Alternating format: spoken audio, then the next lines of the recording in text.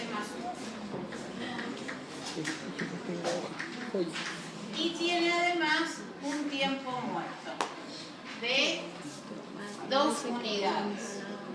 E a la menos 2 por S significa que hay un tiempo muerto de 2 segundos o 2 unidades de tiempo. Hay 3 constantes de tiempo, T1 que es 3, T2 que es 1, vayan identificando las funciones de tiempo, Tau 3 que es 0,5 y tiene una ganancia acá de 5. Esto lo hemos visto en la unidad 1. Entonces el primer punto dice graficar la respuesta con y sin tiempo muerto en ambos casos para el proceso definido, para un escalón unitario en la entrada, una rampa unitaria y la función. Si te voy a hacer el escalón unitario, la rampa unitaria y para la función seno de omega t, para omega igual a 0,1, omega igual a 1 y omega igual a 10. Yo se los voy a hacer con un programa, el programa CC que está subido a la página. Sí, es muy sencillo de instalar, es un programa bastante viejito, pero que sigue corriendo bien. Es un programa parecido a MATLAB, pero orientado al control, así que tiene algunas funciones más sencillas que MATLAB.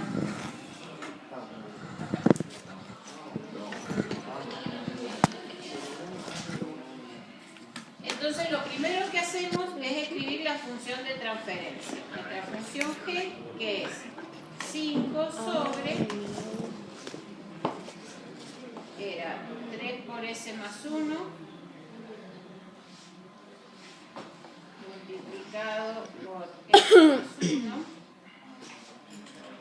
y multiplicado por 0,5 por S más 1. Esta es la función G sin tiempo muerto. La vamos a llamar G1. O G sola. G sola es sin tiempo muerto. En estos programas, MATLAB también, la función de tiempo muerto la resolvemos con la aproximación de Padé. Para el tiempo muerto, E a la menos 2 por S, la aproximación de Padé es 1 menos el tiempo muerto sobre 2 dividido 1 más el tiempo muerto sobre 2 por S. Esta aproximación, que se llama aproximación de Padé, es una aproximación de primer orden. ¿Por qué es de primer orden? Porque sustituye la función exponencial a un cociente de 2 polinomios de primer orden. O sea, numerador y denominador son polinomios de primer orden. Pero esto se puede extender a polinomios de orden superior. En este programita, la función Padé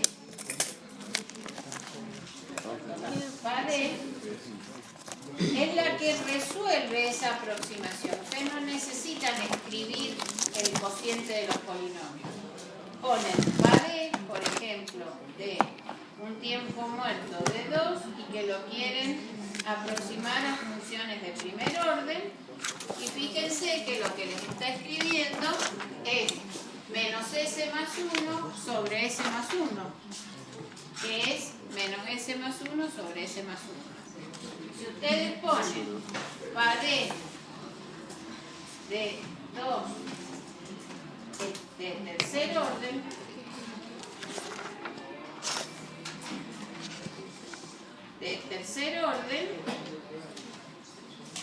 se las va a escribir como un cociente de un polinomio en el numerador del tercer orden y un polinomio del tercer orden en el denominador. Con aproximar a funciones de primer orden está bien, así que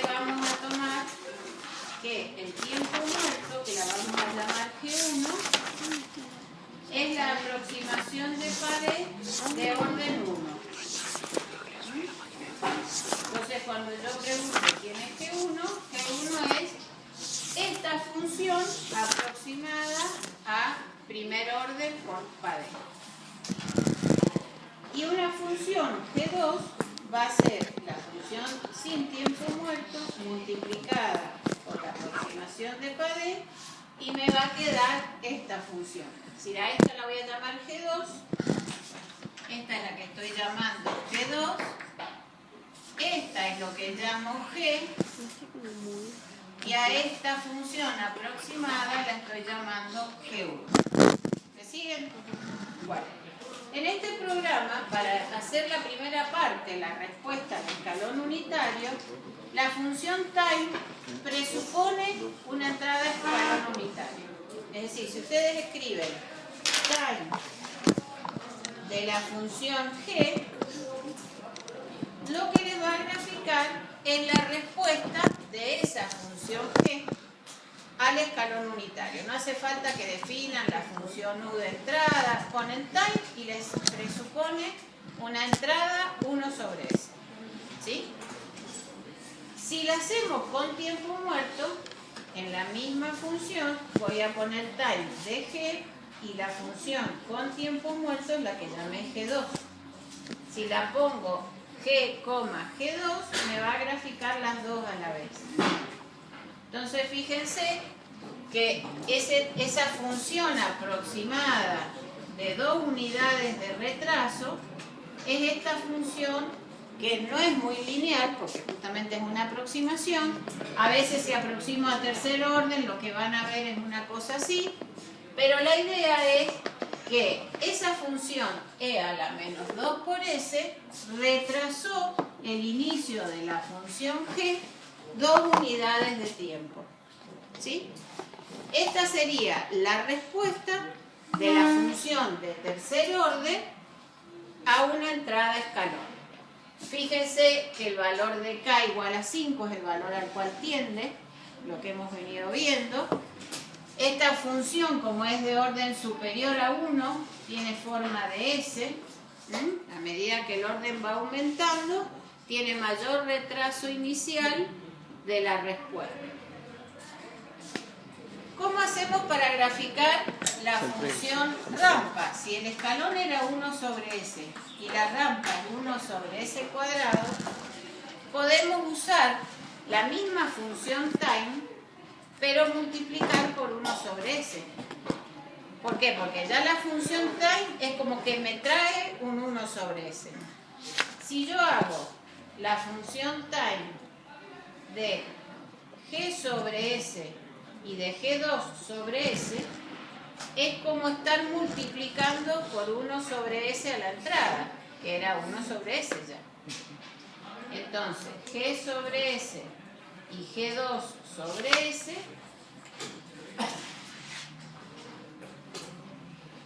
miren, si quieren vamos a graficar también la rampa para que se pueda comparar. 1 sobre S,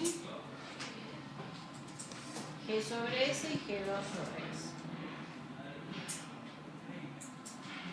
Fíjense, esta era la rampa unitaria. Fíjense que en 10 unidades de tiempo cambió 10 unidades, por eso es rampa unitaria. Que todas tienen un transitorio que tiene esa forma de retraso exponencial debido a 3 retrasos capacitivos. Que después viene la respuesta o la solución particular, que tiene una pendiente 5 veces mayor que esta. ¿Por qué? Porque K era 5. Lo que me hizo aumentar en el escalón 5 unidades la salida, en la rampa lo que hace es aumentar la velocidad de crecimiento por 5. Por eso la pendiente de la rampa de salida es la que me da K. ¿Se entiende? Bien. Esa es entonces la respuesta. La roja es sin tiempo muerto, la respuesta al escalón, y esta otra lila, 2 unidades de tiempo después, voy teniendo esta respuesta roja. Y ahora vamos a ver a la función seno. Profesora, Sí. si quisiéramos graficar el escalón unitario, ¿se le pone 1 directamente? Claro, se le pone 1, lo que pasa es que casi no se ve porque se te superpone mucho. Lo probamos a hacer. Es la primer time de 1.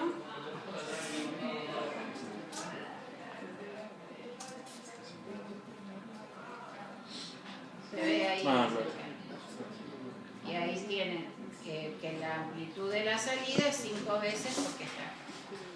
Hay veces que grafica muy pegadito al eje y después casi no se ve la línea en 1. Por eso a veces no lo hago. Bueno, acá tenemos que pensar algo. En la función seno, ¿cómo es la transformada de Laplace de la función seno? Tablita, a ver, punta y tablita.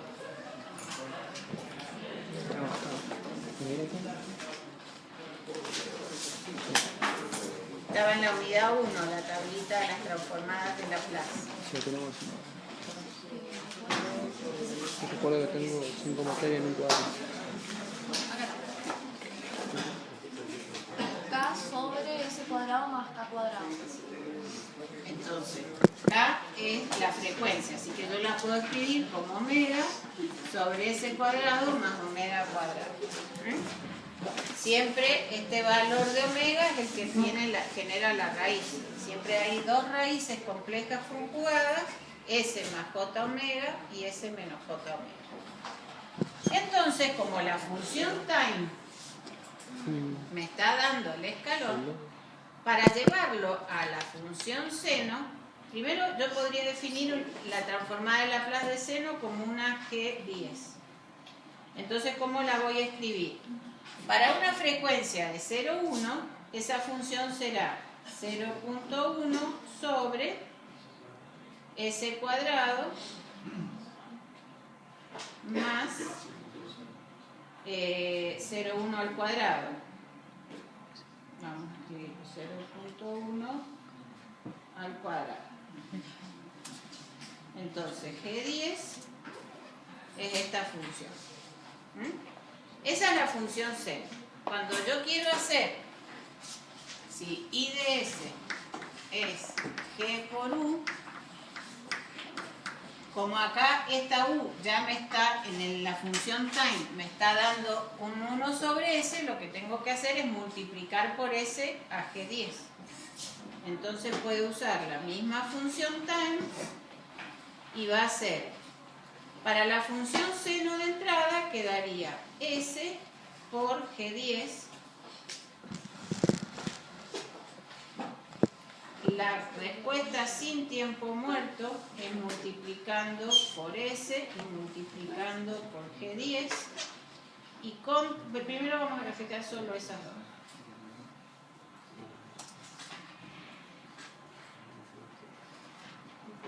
Acá hay que cambiar un poco la escala.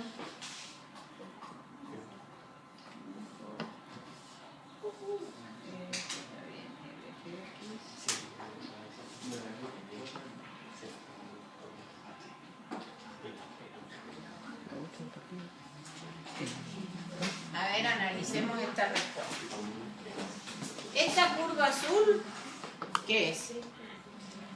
Fíjense que tiene amplitud 1. Es el seno, es esta función. Es el seno de omega t. Amplitud 1, y si uno calcula este periodo es 63 porque es 2pi por la frecuencia que es 0,1. Entonces, esta es mi función de entrada. La función de salida, fíjense que tiene ese inicio retrasado y finalmente, después que a veces se nota un transitorio que lo va decreciendo, pero finalmente tiene una amplitud, la salida, 5 unidades más grande que la entrada. Y a la vez vamos a ver que los puntos de corte, así, si este tenía un 0 en este tiempo, la salida pasó por el 0 un tiempo después. Igual acá, igual acá. Quiere decir que la salida está, no porque todavía no está con tiempo muerto, Esta es sin tiempo muerto. Es el retraso propio de la función g solita. Pero ¿qué es lo que vemos? Que la función de salida va a ser retrasada, o sea, es esta función que era una suma de 3 retrasos y que acá inicialmente se alcanza a ver, genera que toda la salida quede retrasada, desplazada respecto de la entrada. Lo mismo que le pasaba al escalón. Yo provocaba el escalón, pero aún sin tiempo muerto, la salida tardaba un tiempo en llegar a 5. Todo ese transitorio, el tiempo hasta que se acomoda y llega a 5, acá se visualiza como un retraso, como un desfasaje. Esto es importante porque es lo que vamos a ver ahora en la teoría. Eso sería la función sin tiempo muerto. Si además graficáramos la función con tiempo muerto, sería la función G2 por S. ¿Se dan cuenta por qué estoy multiplicando por S acá? ¿Se entiende? Porque estoy graficando con la función time. Como el time presupone un 1 sobre S, para que dependa solo de la transformada de Laplace del seno, vuelvo a multiplicar por S y así cancelo.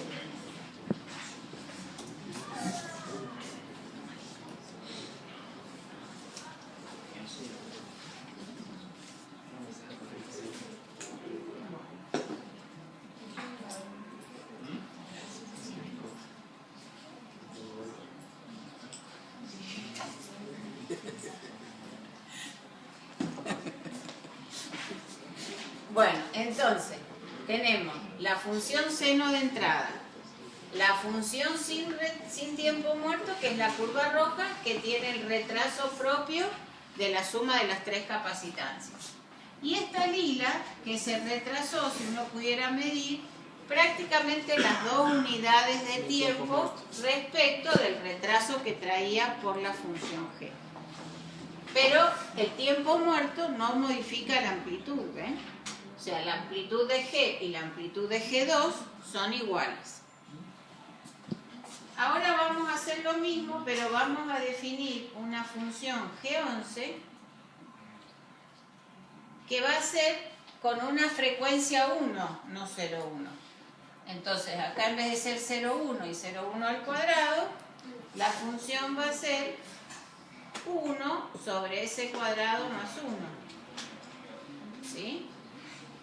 ¿Entienden lo que estoy haciendo? Sí. Yo ahora quiero graficar qué pasa con esa función, con esa, cuando ahora la perturbación de la entrada es una entrada senoidal de una frecuencia 0,1, de frecuencia 1 o de frecuencia 10.